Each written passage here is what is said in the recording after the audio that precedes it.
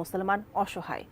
Israeli নির্যাতনের মুখে ফিলিস্তিন অস্তিত্ব সংকটে পড়েছে। তবে প্রশ্ন থেকে যায়, বিশ্বের মুসলিম দেশগুলো কেন একজোট হয়ে ফিলিস্তিনের পাশে দাঁড়াচ্ছে না? বিস্তারিত আরিফ হাসানের প্রতিবেদনে।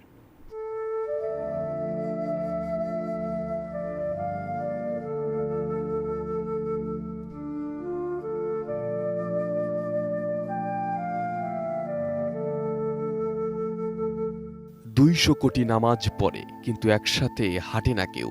আবাবিল কি শুধুই গল্প আজ, নাকি ঈমান হয়েছে ক্ষয়? আকাশের দিকে চেয়ে আছি, আবাবিল কি আসবে ফিরে, নাকি আমরাই হব আবাবিল, জাগবে মুসলিম, এক হবে ফিরে। গাজা ইসরায়েলি আগ্রাসন দিন দিন ভয়াবহ রূপ নিচ্ছে। নিষ্পাপ শিশুদের জীবন নিভে যাচ্ছে বোমার আঘাতে।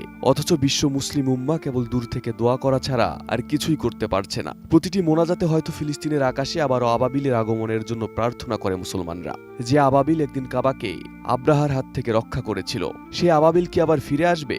তার চেয়েও বড় প্রশ্ন হলো, বিশ্বের মুসলিম রাষ্ট্রগুলো ফিলিস্তিনের পাশে দাঁড়াচ্ছে না কেন? যেখানে পশ্চিমা বিশ্বের সমর্থনে ইসরায়েল ফিলিস্তিনিদের অস্তিত্ব মুছে দিচ্ছে, সেখানে মুসলিম দেশগুলো কেন ঐক্যবদ্ধ হয়ে তাদের পাশে দাঁড়াতে পারছে না? চলুন এর কিছু কারণ খুঁজে বের করা যাক। জীবনের সব আয়োজন এখানে একসাথে। মুসলিম দেশগুলোর ঐক্যবদ্ধ হতে সবচেয়ে বড় বাধা ভূরাজনৈতিক স্বার্থ এবং বিভাজন। সৌদি আরব, সংযুক্ত আরব আমিরাত, মিশর, তুরস্ক ও পাকিস্তান সব দেশের নিজস্ব ভূরাজনৈতিক স্বার্থ রয়েছে।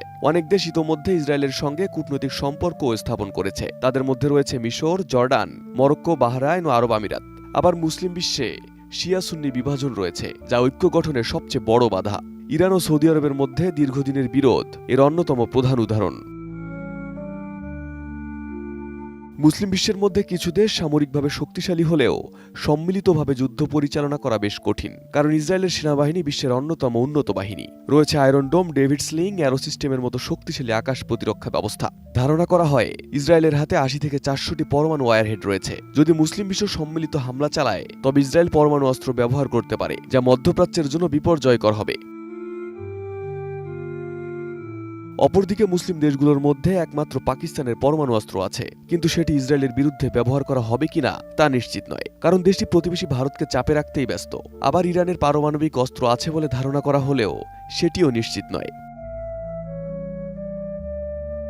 যুদ্ধে জড়ালে ইসরায়েল সরাসরি পশ্চিমা বিশ্বের সমর্থন পাবে, কারণ ইসরায়েলের পেছনে রয়েছে যুক্তরাষ্ট্র, ইউরোপীয় ইউনিয়ন ও ন্যাটো। যুদ্ধ হলে যুক্তরাষ্ট্র শুধু অস্ত্র নয়, সরাসরি সামরিক সহায়তাও দিতে পারে। সেই সঙ্গে মুসলিম দেশগুলোর বিরুদ্ধে অর্থনৈতিক নিষেধাজ্ঞা ও সামরিক প্রতিরোধ গড়ে তোলার সম্ভাবনাও প্রবল।